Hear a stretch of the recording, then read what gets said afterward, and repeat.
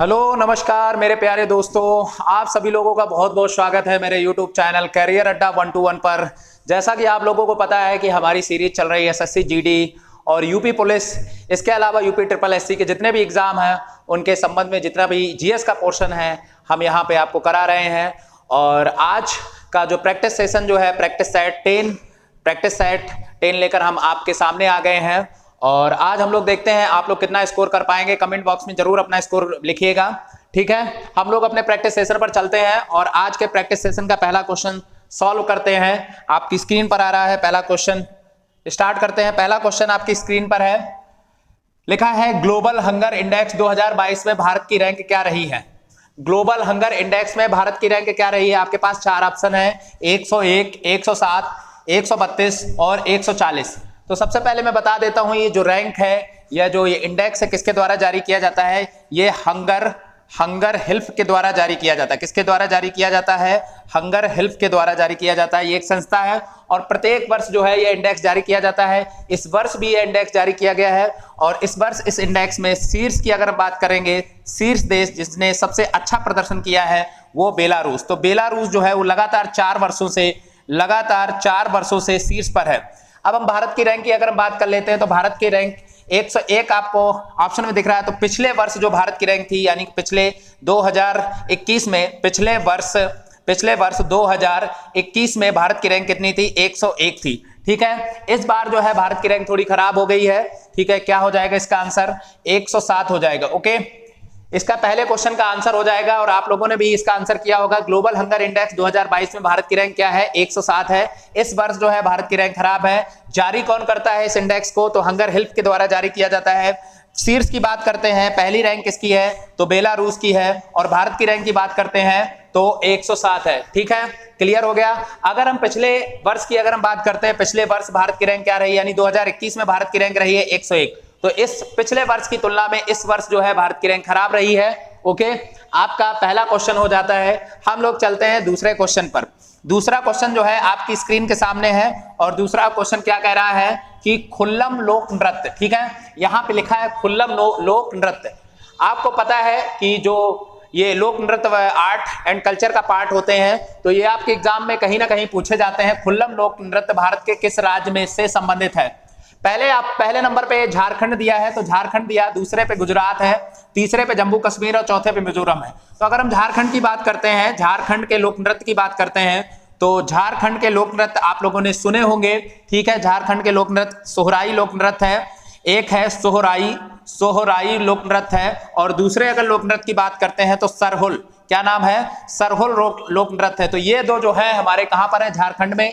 जम्मू कश्मीर की अगर बात करते हैं लोक नृत्य की तो आपने सुना होगा रऊफ जो लोक नृत्य है वो जम्मू कश्मीर में है।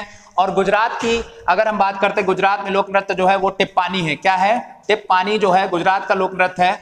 तो ऑप्शन हमारे पास एक बचा और एक ऑप्शन कौन बचा? हमारे पास मिजोरम ऑप्शन बचा। तो इसका आंसर क्या हो जाएगा? मिजोरम हो जाएगा। तो याद आपको रखना है कि खुल्लम लोक नृत्य जो है भारत के मिजोरम राज्य में होता है, ठीक है। क्लियर है? ओके। और जितने भी मेरे भाई बहन मेरे दोस्त हमारे साथ जुड़े हैं, हमारे साथ इस प्रैक्टिस सेशन के साथ जुड़ते हैं, वो सभी लोग हमारे वीडियो को लाइक कर दिया करें, शेयर करें। और जिन लोगों ने सब्सक्राइब नहीं किया है वो लोग सब्सक्राइब भी कर दें, ताकि आने वाली जो सीरीज है और अन्य तरह के हम लोग इनिशिएटिव लेकर आने वाले हैं वो आपके पास टाइम तक पहुंचे। मैं आप लोगों को बता देता हूं, आने वाली कुछ सीरीज हमारी करंट अफेयर की रहेगी और एक हमारी जो रहेगी प्रीवियस ईयर के क्वेश्चन जितने भी एग्जाम में पूछे गए हैं, चाहे वो दूसरे राज्य के हों या एसएससी जीडी के हों या यूपी पुलिस के हों या फिर यूपी ट्रिपल एससी के जितने भी एग्जाम हुए हैं, वो सारे प्रीवियस ईयर के क्वेश्चन हम यहां पर लेकर आएंगे। तो 3 हमारी सीरीज चलेंगे, एक करंट अफेयर की सीरीज चलेगी और एक हमारी ये कंटिन्यू जिसमें मिक्स क्वेश्चन रहेंगे और एक हमारी प्रीवियस ईयर की सीरीज रहेगी, ठीक है। बहुत जल्दी हम लोग जो है ये सीरीज लेकर आने वाले हैं और आप लोग हमारा सहयोग देते रहिए, ठीक है। हम आगे बढ़ जाते हैं। तो 2 क्वेश्चन हमारे कंप्लीट हो गए। आज के सेशन का हम लोग तीसरा क्वेश्चन देखते हैं। आज के सेशन का तीसरा क्वेश्चन क्या कह रहा है कि किस नवाब के बाद, यहाँ पे बाद है, बादा नहीं है, किस नवाब के बाद सिराजुद्दौला बंगाल का नवाब बना, ओके। तो सिंपल सी बात है, आपको पता होगा प्लासी का युद्ध जो हुआ था, प्लासी का युद्ध, मैं प्लासी के युद्ध को इसलिए ले रहा हूं क्योंकि ये कहीं ना कहीं नवाबों से संबंधित है। प्लासी का जो युद्ध था, प्लासी का युद्ध हुआ था प्लासी का युद्ध हुआ था 1757 में हुआ था, और उस समय जब नवाब थे तो कौन थे नवाब? सिराजुद्दौला थे। और यहाँ पे ये पूछा गया सिराजुद्दौला बंगाल का नवाब था, यानी किस नवाब के बाद? तो सिराजुद्दौला के पहले नवाब कौन था? तो देखो मीर जाफर नहीं होगा, मीर जाफर नहीं होगा, क्योंकि मीर जाफर जो था वो सिराजुद्दौला के बाद आया था, राइट। आप लोगों को पता है जब प्लासी का युद्ध हुआ था तो प्लासी के युद्ध में सिराजुद्दौला की हार हो गई थी, उसके कुछ साथियों ने ही उसको धोखा दे दिया था, उसमें खासकर मीर जाफर ने भी धोखा दिया था। तो मीर जाफर इसीलिए धोखा दिए थे कि सिराजुद्दौला कैसे करके हार जाएगा और इसके बाद जो है गद्दी पर हम बैठ जाएंगे, ओके। वहीं पर अगर हम बात करते हैं मीर कासिम की, तो मीर जाफर के बाद मीर कासिम गद्दी पर बैठते हैं, तो मीर कासिम भी नहीं होंगे। आगे ऑप्शन आपके पास बचते हैं अली वर्दी खान की। अगर बात करते हैं तो ये बंगाल के प्रथम नवाब थे, ये क्या थे? प्रथम नवाब थे, ठीक है। इसके बाद है मुर्शीद कुली खां, ठीक है, सॉरी, ये अली वर्दी खां को हम बंगाल का प्रथम नवाब नहीं बोलेंगे, मुर्शीद कुली खां जो थे, मुर्शीद कुली खां ये बंगाल के प्रथम नवाब थे, ये बंगाल के क्या थे? प्रथम नवाब थे, ठीक है, बंगाल के प्रथम नवाब थे। लेकिन यहाँ पे ऑप्शन जो अली वर्दी खां दिया जा रहा है वही आपका आंसर हो जाएगा, क्योंकि अली वर्दी खां जो थे वो 1756 में नवाब के पद से हट जाते हैं और नए नवाब बनते हैं। नए नवाब कौन बनते हैं? सिराजुद्दौला बनते हैं। तो अली यानी कि अली वर्दी जो खान है उनके बाद में जो है सिराजुद्दौला बनते हैं, सिराजुद्दौला के बाद मीर जाफर बनते हैं, मीर जाफर के बाद मीर कासिम बनते हैं और फिर इसके बाद मीर जाफर फिर से बनते हैं, ठीक है। तो ये क्रम भी आपको याद रखना है। इसका आंसर क्या हो जाएगा? थर्ड इसका आंसर हो जाएगा, ठीक है। आगे बढ़ जाते हैं। क्वेश्चन नंबर आज के दिन का चौथा क्वेश्चन है, आज के सेशन का चौथा क्वेश्चन है। क्वेश्चन लिखा है कि विश्व बैंक द्वारा, यानी कि जो वर्ल्ड बैंक है उसके द्वारा वर्गीकृत सकल राष्ट्रीय आय के आधार पर भारत किस समूह में आता है? तो सकल राष्ट्रीय आय का जो वर्गीकरण किया है वर्ल्ड बैंक ने, तो वर्ल्ड बैंक जो है सकल राष्ट्रीय आय का वर्गीकरण करता है। इसके बारे में मैं बता देता हूं। जैसे अगर किसी भी देश के पर कैपिटा इनकम यानी प्रति व्यक्ति आय अगर 1036 जो है डॉलर से कम होती है, 1000 किसी भी देश के पर कैपिटा इनकम ये पर व्यक्ति की आय जो 1036 से अगर कम होती है, क्या होती है? अगर ये कम होती है तो वो किस समूह में आते हैं? वो निम्न आय समूह में आते हैं। किस समूह में आते हैं? निम्न आय समूह के देशों में आते हैं। अगर इससे कम होती है तो किस देश की कैटेगरी में आते हैं? निम्न आय समूह देशों में आते हैं, या निम्न आय देश वाले होते हैं, निम्न आय समूह वाले देश होते हैं, निम्न आय समूह वाले होते हैं। इसके अलावा हम लोग बात कर लेते हैं कि अगर हमारी 1036 से लेकर 1036 मतलब डॉलर जो है 1036 डॉलर से लेकर 4046 डॉलर तक पर कैपिटा इनकम रहती है, पर कैपिटा इनकम रहती है, पीसीई रहती है। तो वो जो देश होते हैं वो किस उसमें आते हैं? वो आते हैं निम्न मध्यम आय में आते हैं। किस में आते हैं?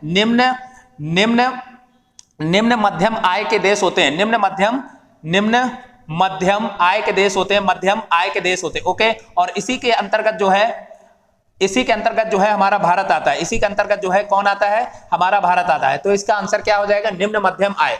लेकिन मैं इसके बाद भी बता देता हूं, एक ऑप्शन आपका दिया है उच्च मध्यम आय। उच्च मध्यम आय का मतलब होता है जिस देश के लोगों का पर कैपिटा इनकम, यानी कि जिस देश के लोगों का पर कैपिटा इनकम जो होता है 4046 डॉलर से लेकर आपका 12,535 डॉलर जो होता है वो आपके आते हैं उच्च आय समूह में आते हैं। किसमें आते हैं? उच्च आय समूह में आते हैं, ठीक है। उच्च मध्यम आय समूह में आते हैं, इसमें करेंगे उच्च मध्यम आय समूह में आते हैं। लेकिन उच्च आय समूह की अगर हम बात करते हैं, तो उच्च आय समूह के वो देश होते हैं जिनकी पर कैपिटा इनकम जो होती है 12,535 डॉलर, 12,000 यहां पे मैं लिख देता हूं 12,535 जो है डॉलर जो होती है वो प्लस होती है, यानी कि इसके ऊपर होती है। वो जो देश होते हैं वो किसके अंतर्गत आते हैं? उच्च आय समूह के अंतर्गत आते हैं, ठीक है। क्लियर हो गया। निम्न आय समूह की अगर हम बात करते हैं, निम्न आय समूह की बात करते हैं तो ये मैंने बता दिया 1036 डॉलर से कम होता है।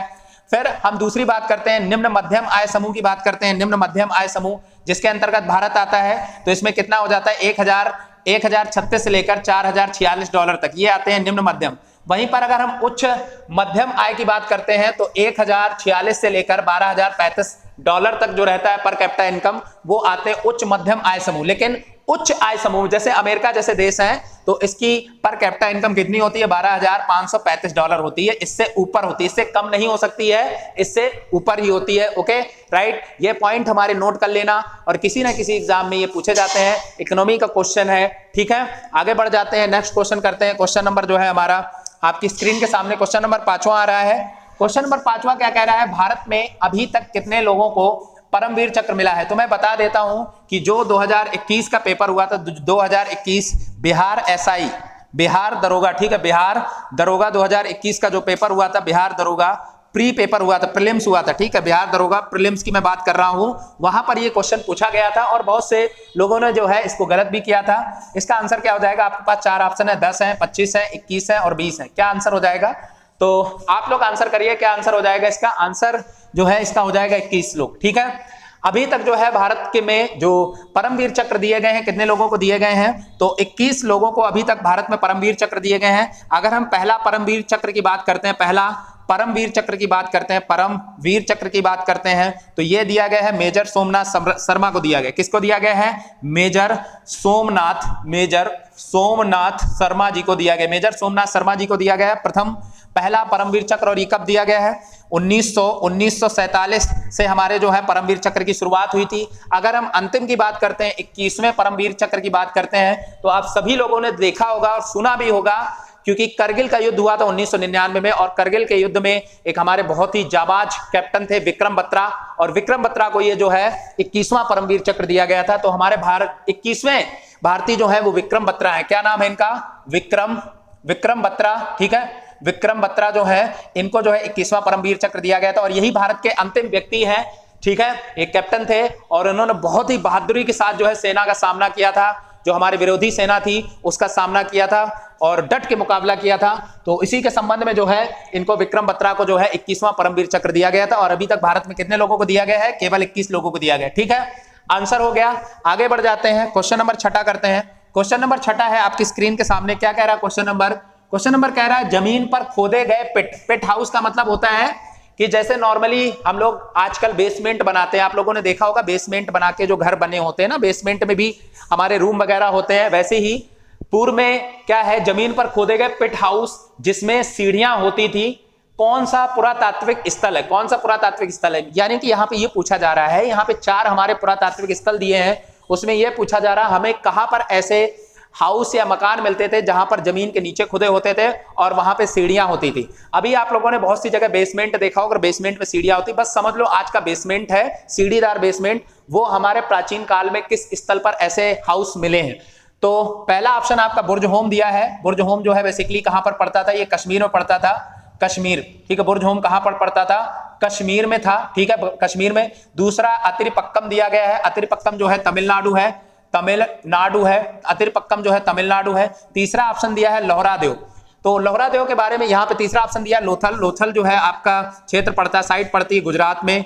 लोथल जो साइट है कहां पर है, गुजरात में। चौथा दिया है लोहरादेव, और लोहरादेव जो है वर्तमान में जो संत कबीर नगर है, संत हम कबीर नगर की बात करते हैं, संत कबीर नगर। ठीक है, जो गोंडा बस्ती वाला जो इलाका है, यानी कि हम बात कर रहे हैं खलीलाबाद वाला जो रीजन है, वहां पर ये एक साइट थी लोहरादेव। अब हम बात कर लेते हैं, यहाँ पे पूछा क्या गया है कि कौन सा ऐसा स्थल था जो जमीन के नीचे बना था, वो भी सीढ़ीदार था। ठीक है, तो हम सबसे पहले बात करते हैं लोथल की। तो ये सिंधु घाटी स्थल है। ये कैसा है, सिंधु घाटी स्थल है, सिंधु सभ्यता का एक स्थल है, सिंधु सभ्यता का एक स्थल है। और ये कैसा स्थल है, ये एक गोदीवाड़ा था, यानी कि एक पोर्ट था, बंदरगाह स्थल था। उस समय का ये बंदरगाह स्थल हुआ करता था। ठीक है, उस समय का बंदरगाह स्थल हुआ करता था और बहुत ही विकसित स्थल था। इसको भारत में इसको बोला जाता है लघु मोहनजोदड़ो या लघु हड़प्पा भी बोला जाता है। ठीक है, इसके अलावा हम बात कर लेते हैं अतिरिपक्कम की बात कर लेते हैं। ये तमिलनाडु में एक ऐसा स्थल है जहां पर हस्त कुठार मिला है। क्या मिला है, हस्त कुठार को हम बोलते हैं हैंड एक्स, यानी कि हाथ से बनी हुई कुल्हाड़ी। और ये पाषाण काल के समय का स्थल है। कब के समय का है, ये पाषाण काल के समय का स्थल है, पत्थर के समय का स्थल है। पाषाण काल आप लोगों ने पढ़ा होगा, पाषाण काल में 3 भाग थे, पुरा पाषाण काल, मध्य पाषाण काल, नव पाषाण काल। ठीक है, तो पाषाण काल का एक स्थल है, यहाँ पे क्या मिला, हस्त कुठार मिला है, हाथ से बनी हुई कुल्हाड़ी मिली है। वहीं पर लोहरा देव की अगर हम बात करते हैं तो लोहरा देव में वर्तमान में सिद्ध किया गया है। सबसे पहले बोला जाता था कि जो हमारे यहाँ मेहरगढ़ वाला क्षेत्र है, ठीक है, वहां पर चावल या अनाज के साथ सबसे पहले मिले हैं, लेकिन अब ये जो है बदल गया है। अब कंफर्म कर दिया गया है लोहरा देव जो है, जो संत कबीर नगर के अंतर्गत आता है, यहां पर जो है सबसे पहले अनाज के साक्ष्य मिले हैं। सबसे पहले किसके साक्ष्य मिले हैं? अनाज या कृषि के साक्ष्य मिले हैं, ठीक है, अनाज या कृषि के साक्ष्य मिले हैं। कहां पर मिले हैं? तो लोहरा देव में। बचा आपके पास एक ऑप्शन बुर्ज होम, और इसका आंसर यही हो जाएगा बुर्ज होम। बुर्ज होम जो है कहां पर है? कश्मीर में है, और यहीं पर यही एक ऐसा पुरातात्विक स्थल है जहां पर आपको ऐसे घर मिले हैं जो जमीन के नीचे बने होते थे और सीढ़ीदार बने होते थे, ठीक है, राइट। क्लियर हो गया?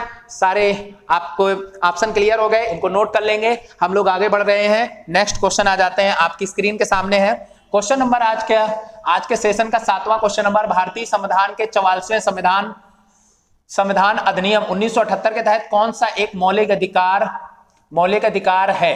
कौन सा एक मौलिक अधिकार यहां पे होना चाहिए? नहीं है। कौन सा एक मौलिक अधिकार नहीं है, मतलब कि यहां पे ये पूछा जा रहा है कौन सा मौलिक अधिकार जो है हटा दिया गया था। ओके, तो कौन सा मौलिक अधिकार हटा दिया गया? वर्तमान में अगर हम देखते हैं शोषण के खिलाफ अगर अधिकार की बात करते हैं तो अनुच्छेद 23 से लेकर अनुच्छेद 24 के अब में जब हम लोग फंडामेंटल राइट पढ़ते हैं तो वहां पे अनुच्छेद 23 यानी कि बालात श्रम, जबरदस्ती हम किसी को काम नहीं करा सकते हैं। अनुच्छेद 24 देखते हैं तो वहां पे बोला गया है कि बाल श्रम को रोकना है। छोटे बच्चे हैं यानी कि 14 वर्ष से जो जितने भी नीचे उम्र के बच्चे हैं वो ना ही कारखानों में काम कर सकते हैं और ना ही किसी होटल वगैरह में काम कर सकते हैं, क्योंकि उनका शोषण होगा। धर्म के अधिकार की अगर हम बात करते हैं तो अभी हमारे फंडामेंटल राइट में धर्म का अधिकार है। 25 से लेकर अनुच्छेद 25 से लेकर 28 तक जो है हमारी धार्मिक स्वतंत्रता की बात कही गई है। वहीं पर अगर हम समानता की बात करते हैं, राइट टू इक्वालिटी की बात करते हैं, तो राइट टू इक्वालिटी की बात करते हैं वो 14 से लेकर हमारी 18 तक जो है राइट टू इक्वालिटी की बात करते हैं, ठीक है। तो ये हमारे तीनों जो है फंडामेंटल राइट अभी भी हैं, लेकिन 44वें संविधान संशोधन के तहत हमारा संपत्ति के अधिकार को क्या कर दिया गया था? सस्पेंड कर दिया गया था, हटा दिया गया था, राइट है। तो 44वें कॉन्स्टिट्यूशन अमेंडमेंट के तहत हमारा जो है संपत्ति का अधिकार जो है, जो हमारी राइट टू प्रॉपर्टी पहले हुआ करती थी, वो हटा दिया गया, क्योंकि इसमें बहुत ज्यादा डिस्प्यूट होता था, लोगों का सरकार से सीधा डिस्प्यूट हो जाता था। तो उसको देखते हुए 44वां संविधान संशोधन किया गया और संपत्ति के अधिकार को हटा दिया गया। लेकिन संपत्ति के अधिकार को हटा दिया गया, संपत्ति का जो अधिकार है, संपत्ति का जो अधिकार है वो हमारा अब कानूनी अधिकार है। संपत्ति का अधिकार कैसा है? संपत्ति का अधिकार वर्तमान में, संपत्ति का अधिकार जो है वर्तमान में कैसा है? कानूनी अधिकार। ओके, कानूनी अधिकार है, कानूनी अधिकार हो गया है, ठीक है। अब इसे हटा के कहां पे रख दिया गया ये भी पूछा जाता है। तो संपत्ति का अधिकार बेसिकली हम लोग बात करते हैं अनुच्छेद 31 में था। पहले संपत्ति का अधिकार किस में होता था? अनुच्छेद 31 में होता था, लेकिन बाद में इसको जो है ट्रांसफर करके कहां पे कर दिया गया? तो 300 का में इसको ट्रांसफर कर दिया गया, ठीक है।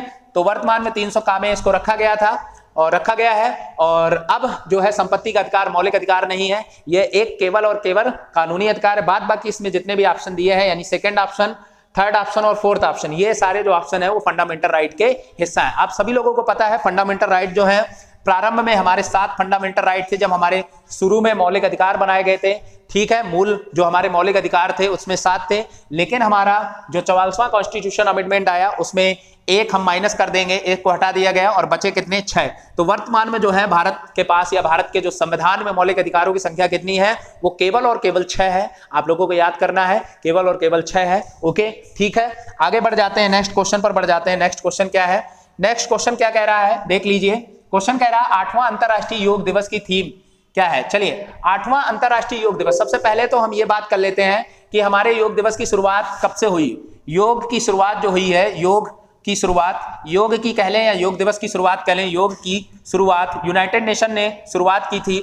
यूनाइटेड नेशन ने शुरुआत की थी, किसके द्वारा? United nation. और किसकी पहल पर किया गया था, किसकी सिफारिश पर किया गया? आप सभी लोगों को पता है योगा जो है वो हमारे देश का है, हमारे देश की ही देन है, प्रधानमंत्री नरेंद्र मोदी जी के द्वारा जो दिया गया था। ओके, तो यूनाइटेड नेशन ने इसे 2015 से शुरू किया था। कब से शुरू किया गया था? 2015। तो 2015 से लेकर 2022 तक, 2015 से लेकर 2022 तक, यानी 2022 में कौन सा क्रम हो गया योग दिवस का? तो 8वां क्रम हो गया। कौन सा क्रम हो गया? 8वां क्रम। तो इसका मतलब है कि 2022 का जो योगा दिवस है, और योगा दिवस होता कब है? वो प्रत्येक वर्ष के 21 जून को जो है, प्रत्येक वर्ष जो है 21 जून को विश्व योग दिवस के रूप में मनाया जाता है। क्या होता है? ये विश्व योग दिवस के रूप में मनाया जाता है। और कौन मनाता है? यूनाइटेड नेशन के द्वारा जो है पूरे वर्ल्ड में इस दिवस को मनाया जाता है, राइट। अब इसमें यह पूछा गया है कि इसमें थीम इस वर्ष की क्या रही है, तो आपके पास पहला ऑप्शन दिया है योगा इज नेसेसरी, क्या ये रही है? नहीं रही है। दूसरा दिया है योगा फॉर फिटनेस, ये भी इस वर्ष की जो है थीम नहीं रही है। तीसरा दिया है योगा फॉर ह्यूमैनिटी। बस यही हमारा आंसर हो जाएगा। इस वर्ष अगर योग दिवस की थीम जो है वो क्या है? योगा फॉर ह्यूमैनिटी है। राइट आंसर हमारा हो गया योगा फॉर ह्यूमैनिटी। ठीक है, मानवता के लिए योग, मानवता के लिए योग। अब हम चौथे ऑप्शन पर जाएंगे नहीं, योगा करके लिखा है, क्योंकि हमें आंसर मिल गया तीसरे में, इसलिए हम लोग आगे बढ़ जाते हैं। नेक्स्ट क्वेश्चन को करते हैं। आई होप कि आप लोगों ने भी इस क्वेश्चन को सही ही किया होगा। ठीक है, हम लोग आगे बढ़ जाते हैं। क्वेश्चन नंबर हम 9 देखते हैं।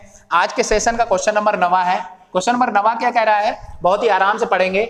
आजाद हिंद फौज किस क्रांतिकारी के दिमाग की उपज है? आजाद हिंद फौज किस क्रांतिकारी के दिमाग की उपज है? यहाँ पे ध्यान से क्वेश्चन को पढ़ेंगे कि उपज पूछा है किस क्रांतिकारी के माइंड की उपज है, किसने ये सोचा था कि आजाद हिंद फौज जैसा एक संगठन हमारा बनना चाहिए।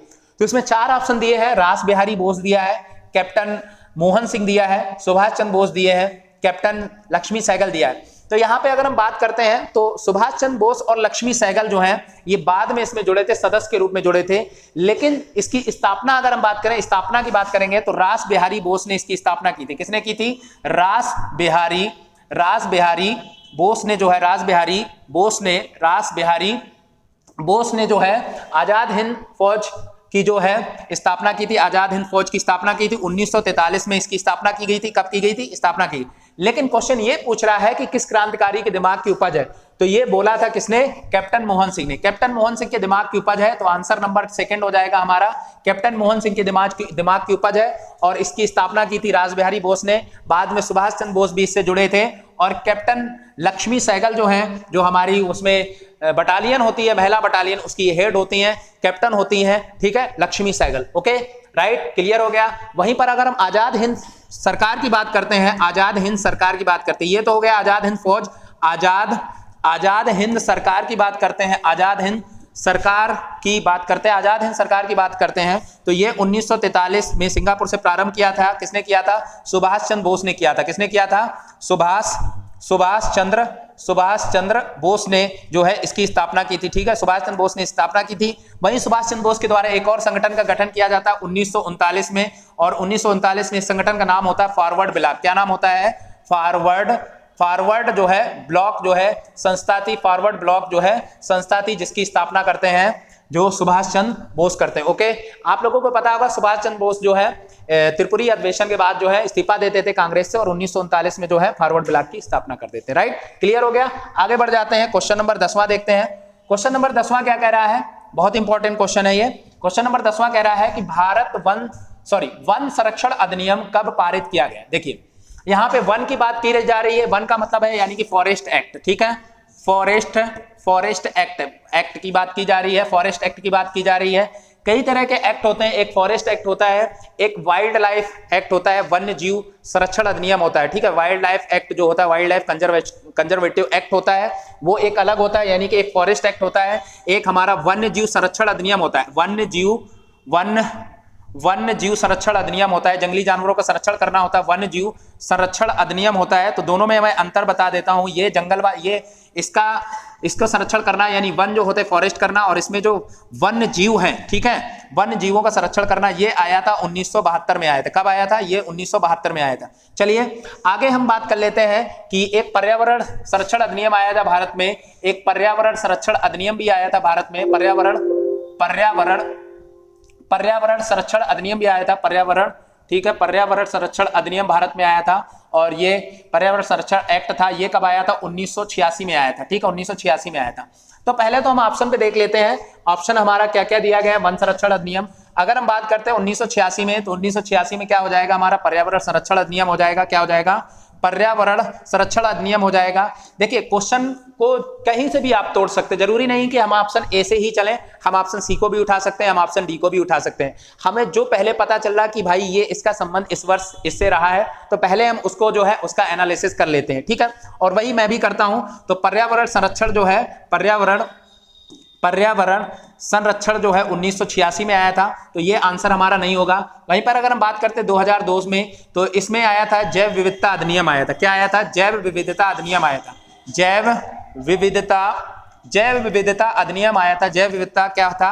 अधिनियम आया था भारत में, जैव विविधता अधिनियम आया था। वहीं पर 1988 की बात कर लेते हैं तो यहाँ पर नई वन नीति आई थी। भारत में क्या आई थी? नई वन नीति आई थी। ठीक है, नई वन नीति आई थी, न्यू जो है फॉरेस्ट पॉलिसी आई थी 1988 में। और इसी नई वन नीति के आधार बना के भारत में बोला गया है कि किसी भी देश का पर्यावरण अगर समृद्ध माना जाएगा, कब माना जाएगा? जब उस देश में फॉरेस्ट जो है कवर कितना होना चाहिए? 33% होना चाहिए। कितना फॉरेस्ट कवर होना चाहिए? 33% होना चाहिए। राइट, क्लियर होगी सारी चीजें। इसके अलावा हम लोग बात कर लेते हैं 1980। तो 1980 हमारा इस क्वेश्चन का आंसर हो जाएगा। 1980 में ही है जो है वन संरक्षण अधिनियम आया था। क्या आया था? वन संरक्षण जो है 1980 में, वन संरक्षण एक्ट हमारा 1980 में आया था। इसका आंसर जो है हमारा आराम से इजिली से हमारा ये आंसर हो गया इसका। नेक्स्ट बढ़ जाते हैं, नेक्स्ट क्वेश्चन चलते हैं। क्वेश्चन नंबर आपका आपके स्क्रीन पर है। क्वेश्चन नंबर स्क्रीन पर, पृथ्वी की बाह्य परत को क्या कहते हैं? तो बाह्य परत, हम पृथ्वी का एक प्रकार से स्ट्रक्चर बना देते हैं, कैसे भी करके एक स्ट्रक्चर बना देते हैं। जैसे कई बार इस तरह से भी स्ट्रक्चर बन जाता है, ऐसे भी स्ट्रक्चर हम बना देते हैं। ठीक है, ऐसे स्ट्रक्चर बना देते हैं। ओके, ऐसे स्ट्रक्चर बना देते हैं। चलिए इसको मैं थोड़ा रफ कर देता हूं, मैं इसको थोड़ा रफ कर देता हूं फिर बताता हूं। चलिए, तो हाँ, चलिए यहां पे मैं जो है पृथ्वी का स्ट्रक्चर बना देता हूं, ऐसे करके बना देते हैं। चलिए ऐसे समझ लेना है। तो जो हमारी आंतरिक जो कोर होती है, सबसे निचली कोर होती है, आंतरिक कोर होती है। ठीक है, उस कोर को हम क्या बोलते हैं? कोर बोलते हैं। क्या बोलते हैं? कोर बोलते हैं। फिर हमारे जो बीच की कोर होती है उसको हम मेटल बोलते हैं। क्या बोलते हैं? मेटल बोलते हैं। इसके अलावा जो हमारी ऊपर की कोर होती है उसे हम क्या बोलते हैं? क्रस्ट बोलते हैं। क्या बोलते हैं? क्रस्ट बोलते हैं, या इसी को भूपर्पटी बोलते हैं। क्या बोलते हैं? भूपर्पटी बोलते हैं। ओके, इसी को हम भूपर्पटी बोलते हैं। तो हमारा क्वेश्चन क्या पूछा जा रहा है? क्वेश्चन हमारा पूछा जा रहा है कि पृथ्वी की बाह्य परत यानी कि क्रस्ट को, भूपर्पटी को या बाह्य परत को ही हम क्या बोलते हैं? पपड़ी या क्रस्ट। तो इसका आंसर क्या हो जाएगा? पपड़ी या क्रस्ट हो जाएगा। आंसर नंबर पहला इसका हो जाएगा। क्यों? क्योंकि मेटल जो है हमारा बाहरी नहीं है, बीच की परत है। कोर जो हमारा बिल्कुल आंतरिक परत है, ये नीचे आपको दिख रहा है। इसके अलावा क्षोभ मंडल की अगर हम बात करते हैं तो ये एक हमारी परत है। वायुमंडल में जब हम लोग पहले जाते हैं तो वहां पे क्षोभ मंडल होती है। हमारी 5 तरह की परतें हम लोगों को मिलती हैं, तो उसमें पहली परत जो होती है वो क्षोभ मंडल होती है। ठीक है, आगे बढ़ जाते हैं, नेक्स्ट क्वेश्चन पर चलते हैं। नेक्स्ट क्वेश्चन जो है क्या कह रहा है? चलिए क्वेश्चन नंबर क्वेश्चन साइंस से है ये। हीमोग्लोबिन में प्रोटीन नामक तत्व कौन सा होता है? हीमोग्लोबिन में एक प्रोटीन, हीमोग्लोबिन का काम क्या होता है? तो ऑक्सीजन का जो परिवहन होता है, ठीक है, हमारे बॉडी में ऑक्सीजन का जो परिवहन होता है वो हीमोग्लोबिन काम करता है, हीमोग्लोबिन का काम होता है। राइट, तो इसमें ये पूछा जा रहा है हीमोग्लोबिन में प्रोटीन कौन सा, हीमोग्लोबिन में प्रोटीन नामक तत्व कौन सा होता है? तो लियोप्रोटीन होता है क्या? नहीं होता है, बिल्कुल नहीं। हीमोग्लोबिन होता है? ये तो बिल्कुल भी नहीं होता है। यहां पे इसका आंसर हो जाएगा ग्लोबिन हो जाएगा। क्या हो जाएगा? ग्लोबिन। जो ग्लोबिन नामक जो तत्व होता है ग्लोबिन, वही जो है हीमोग्लोबिन में जो है प्रोटीन, एक प्रोटीन का काम करता है, एक प्रोटीन होता है। राइट, इसका आंसर क्या हो जाएगा? प्रोटीन हो जाएगा, एक ग्लोबिन हो जाएगा। हीम नहीं करेंगे, हीम नहीं होता है इसमें, ना ही हीमोग्लोबिन होता है और ना ही लियोप्रोटीन होता है। ठीक है, आगे बढ़ जाते हैं। क्वेश्चन नंबर हमारा 13 है। क्वेश्चन नंबर 13 क्या कह रहा है? कौन सी बीमारी प्रोटोजोआ से नहीं होती है? तो कौन सी बीमारी प्रोटोजोआ से नहीं होती? इसके लिए मैं एक शॉर्ट ट्रिक बना देता हूं। प्रोटोजोआ से होने वाली बीमारी, प्रोटोजोआ से होने वाली बीमारी, प्रोटोजोआ से होने वाली बीमारी। ठीक है, प्रोटोजोआ से होने वाली बीमारी। ओके, प्रोटोजोआ से होने वाली बीमारी। ओके, प्रोटोजोआ से होने वाली बीमारी, इसके संबंध में बात कर लेता हूं। तो एक शॉर्ट ट्रिक है, पापा काम पर सोते हैं, पापा काम पर सोते हैं, यहीं से आपका जो है आंसर निकल आएगा। ठीक है, तो पापा, इससे क्या हो जाएगा? पायरिया हो जाएगा, पायरिया हो जाएगा। ये प्रोटोजोआ से होने वाली बीमारी है, पायरिया हो जाएगा। ठीक है, पायरिया हो जाएगा। ठीक, इसके अलावा यहाँ पे अगर हम देखें तो काला जार हो जाएगा, का से हो जाएगा काला जार हो जाएगा। इसके अलावा वहां माँ से देखते हैं तो माँ से जो है हमारा क्या हो जाता है? मलेरिया हो जाता है। मलेरिया भी जो है प्रोटोजोआ से होने वाली बीमारी है। फिर पा से अगर हम देखते हैं तो पा से जो है पेचिस होती है, पेचिस जो भी है प्रोटोजोआ से होने वाली बीमारी है। और सा से जो होता है स्लीपिंग यानी सोने वाली बीमारी, स्लीपिंग यानी सोने वाली बीमारी जो है यहाँ सा से होगी, इस सा से हम जोड़ देंगे सोने वाली बीमारी। अब आपको निकालना है इसमें आंसर क्या हो जाएगा? इसमें आंसर क्या हो जाएगा? मलेरिया हमें मिल गया है, ठीक है, पायरिया हमें मिल गया है, पेचिस हमें मिल गया है, केवल क्या नहीं मिला है? हैजा नहीं मिला है।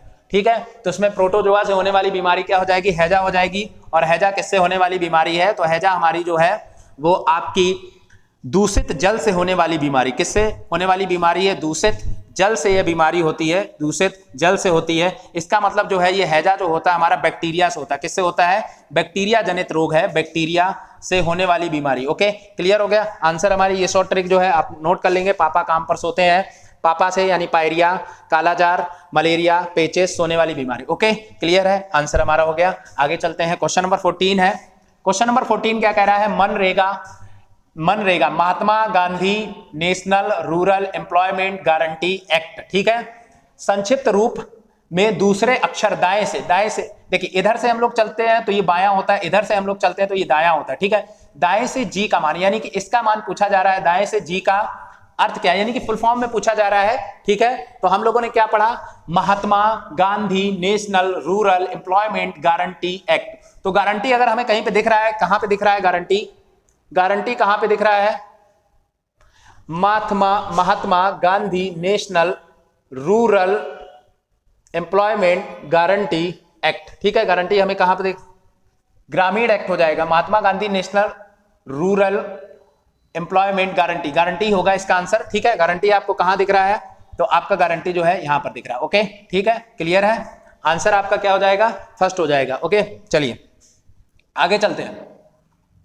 आगे क्वेश्चन नंबर 15 है। क्वेश्चन नंबर 15 क्या कह रहा है? भारतीय सेना में वर्ष 2023 की वार्षिक, भारतीय सेना जो इंडियन मिलिट्री है, वर्ष 2023 की वार्षिक सेना दिवस परेड को किस क्षेत्र में स्थानांतरित किया गया है?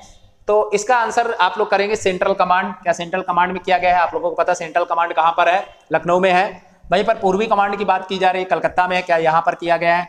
पता नहीं किया गया है कि नहीं किया, आप लोग आंसर करेंगे। तीसरा ऑप्शन दिया उत्तरी कमांड की बात करते हैं। उत्तरी कमांड, क्या उत्तरी कमांड में किया गया है? नहीं। तो मैं बता देता हूं, इसका आंसर कर देते हैं दक्षिणी कमांड। तो दक्षिणी कमांड जो है हमारा कहां पे है? पुणे में है। दक्षिणी कमांड हमारा कहां पे है? पुणे में है। और यहीं पर जो है 2023 की सेना की एक वार्षिक जो परेड होती है, हर साल परेड होती है, तो 2023 की जो भारतीय सेना की वार्षिक परेड होगी वो कहां पर होगी? दक्षिणी कमांड यानी पुणे में होगी, ठीक है। आगे बढ़ जाते हैं, क्वेश्चन नंबर 16 है। क्वेश्चन नंबर 16 है आपकी स्क्रीन सामने। क्या कह रहा है? भारत में इंटरनेट सेवा कब प्रारंभ की गई? तो ये डायरेक्ट क्वेश्चन पूछ लिया गया है, भारत में इंटरनेट सेवा कब प्रारंभ किया? तो भारत में इंटरनेट सेवा कब प्रारंभ किया गया? आप लोग बताइए। पहला ऑप्शन 1993, दूसरा 2000, तीसरा 1995, चौथा दिया 1998। आपको क्या लग रहा है आंसर इसमें क्या हो जाएगा? अब इसमें कोई बहुत ज्यादा कॉन्सेप्चुअल वाला पॉइंट नहीं है, फैक्ट पॉइंट है। क्योंकि भारत में कंप्यूटर पहली बार कब, भारत में इंटरनेट कब, भारत में या व्हाट्सएप की शुरुआत कब हुई, या फेसबुक की शुरुआत सबसे पहले कब हुई, या ट्विटर की शुरुआत कब हुई, तो ये सारे जो है फैक्चुअल पॉइंट है। इसका आंसर जो हो जाएगा 1995 हो जाएगा। तो 1995 में जो है भारत में क्या होता है? तो भारत में पहली बार जो है इंटरनेट सेवा जो है प्रारंभ हो जाती है 1995 में। नेक्स्ट चलते हैं, क्वेश्चन नंबर 17 है। क्वेश्चन नंबर 17 है आपकी स्क्रीन के सामने। क्या कह रहा है? भारत का वर्तमान में सबसे तेज सुपर कंप्यूटर। तो भारत में इस वर्तमान में सबसे तेज सुपर कंप्यूटर क्या है? तो देख लेते हैं। पहले ऑप्शन में परम सिद्धि दिया गया है। परम सिद्धि का निर्माण जो है पुणे में हुआ है, सीडैक ने किया है पुणे में। परम प्रवेगा की बात की जा रही है, परम गंगा की बात की जा रही है, फ्रंटियर की बात की जा रही है। तो इसमें क्या हो जाएगा? हम इसमें फ्रंटियर की बात कर लेते हैं। ये विश्व का सबसे तीव्र यानी कि सबसे सुपर कंप्यूटर है, ठीक है। विश्व का सबसे सुपर कंप्यूटर है, विश्व का सबसे सुपर कंप्यूटर है। और ये कहां पर है? तो ये कंप्यूटर जो है आपका कहां पर है? ये कंप्यूटर हो जाएगा आपका यूएसए का। इससे पहले अगर हम बात करते हैं तो फुगाकू था जापान का, लेकिन अब वर्तमान में सबसे तेज सुपर कंप्यूटर। लेकिन भारत की बात करते हैं तो भारत का जो है परम सिद्धि जो है भारत का वर्तमान में सबसे तेज सुपर कंप्यूटर है। इसके अलावा अभी हाल ही में आप लोगों ने सुना होगा परम कामरूप के बारे में भी सुना होगा। परम कामरूप जो है एक सुपर कंप्यूटर है। इसका निर्माण कहां पर किया गया है? तो परम कामरूप सुपर कंप्यूटर का जो निर्माण किया गया है वो कहां पर किया गया है? तो इसका निर्माण किया गया है गुवाहाटी। कहां पर किया गया है? गुवाहाटी, IIT गुवाहाटी में इसका निर्माण किया गया है। कहां पर किया गया है? IIT गुवाहाटी में जो है इसका निर्माण किया गया है, ठीक है।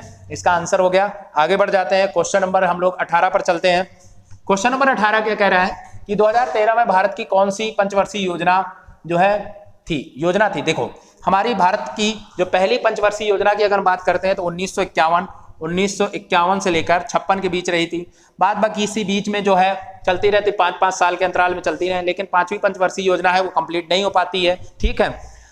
हम लोग बात करते हैं कि 2013 में, तो आपको शायद याद होगा जो हमारी 12वीं पंचवर्षीय योजना थी, 12वीं पंचवर्षीय योजना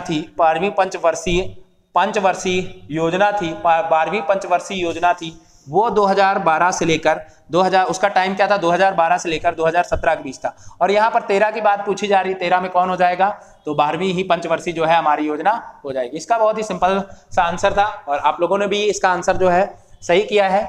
और आगे बढ़ जाते हैं, आज के क्वेश्चन जो देखते हैं। आज का क्वेश्चन जो है 19वां नंबर है क्वेश्चन नंबर, उत्तर भारत का एकमात्र मंदिर, उत्तर भारत के एकमात्र मंदिर जो द्रविड़ शैली में।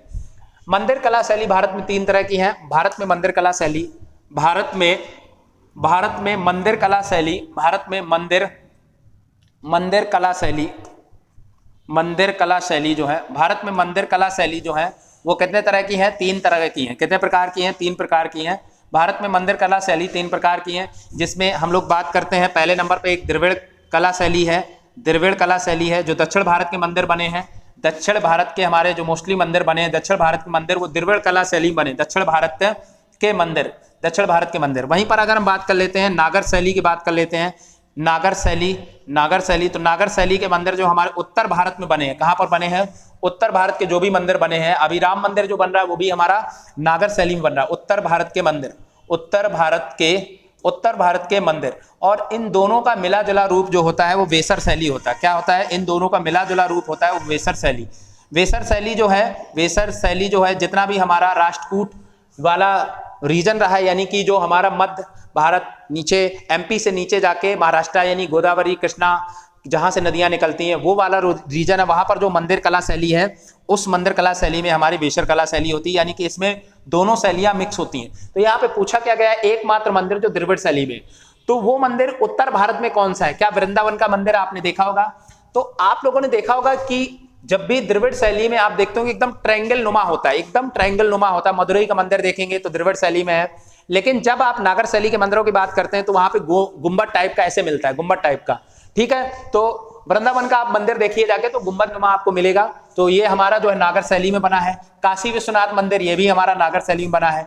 वहीं पर रामप्पा मंदिर की बात करते हैं तो रामप्पा मंदिर है द्रविड़ शैली में, लेकिन ये हमारा तेलंगाना यानी दक्षिण भारत में बना है। कहां पर बना है, तेलंगाना दक्षिण भारत में। अब बचा हमारे पास एक ऑप्शन, यहाँ पर तेली लिखा है, यहाँ पर तेली होना चाहिए, तेली का मंदिर है। और तेली का मंदिर जो है ये हमारा कहां पर, ग्वालियर में है। कहां पर है, तो ग्वालियर में है, एमपी के ग्वालियर में है ये मंदिर। और यही एक मंदिर ऐसा है जो हमारा कैसा है, द्रविड़ शैली में बना है, जो कि उत्तर भारत में स्थित है। राइट, क्लियर हो गया, ठीक है, ओके।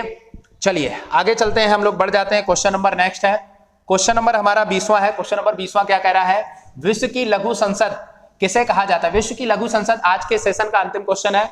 विश्व की लघु संसद किसे कहा जाता है, क्या भारतीय संसद को कहा जाएगा, तो भारतीय संसद को तो विश्व की संसद से नहीं जोड़ते हैं, यहाँ पे विश्व की संसद इंटरपोल को कहा जाता है। ये अंतरराष्ट्रीय पुलिस के संबंध में काम करता है, इसे अंतरराष्ट्रीय पुलिस संगठन बोलते हैं। महासभा असेंबली जो है, ठीक है। इसके अलावा अंतरराष्ट्रीय न्यायालय है, चौथे ऑप्शन में अंतरराष्ट्रीय न्यायालय है। इंटरनेशनल जो है जुडिशरी है, क्या इंटरनेशनल जुडिशरी है। लघु संसद, संसद का मतलब क्या होता है, संसद का मतलब होता है जहां पे हमारे कानून बनते हैं, ठीक है। ये जो भी कानून बनाए जाते हैं उसे संसद बोलते हैं। इसमें क्या हो जाएगा, महासभा हो जाएगी, यूनाइटेड नेशन की महासभा। तो आंसर नंबर 3 हो जाएगा, यूनाइटेड नेशन की महासभा जो है, यूनाइटेड नेशन की महासभा जो है यही हमारे विश्व की लघु संसद होती है। ओके, ठीक है, आंसर हमारे सारे क्लियर हो गए। आई होप आपको अच्छा लगा होगा, आप लोगों ने भी बहुत अच्छा स्कोर किया होगा, ठीक है। फिर हम लोग फिर से मिलते हैं, और जो हमारी आगे की जो सीरीज होगी वो 25 क्वेश्चन की होगी, उसमें सभी एग्जाम को हम लोग टारगेट करेंगे। एसएससी जीडी तो हमारा मेन रहेगा, इसके अलावा यूपी पुलिस, और इसके अलावा हमारे यूपी ट्रिपल एससी के एग्जाम जो होने वाले हैं, जैसे वीडियो है, वन दरोगा है, या अन्य जो भर्तियां आने वाली है, उसके संबंध में आपको जीएस की जितनी भी प्रैक्टिस हो रही है, 25 क्वेश्चन की प्रैक्टिस होगी, वो बहुत ही आपके लिए हेल्पफुल रहेगा। हमारे साथ जुड़े रहिए, हमारे वीडियो को लाइक करिए, शेयर भी कर दीजिए अपने दोस्तों के पास, सब्सक्राइब भी कर लीजिए, ताकि आगे की जो भी जानकारी है आप लोगों तक पहुंचती रहे, ठीक है। हम लोग फिर मिलते हैं, और तब तक के लिए आप लोग खुश रहिए, मस्त रहिए, स्वस्थ रहिए। जय हिंद।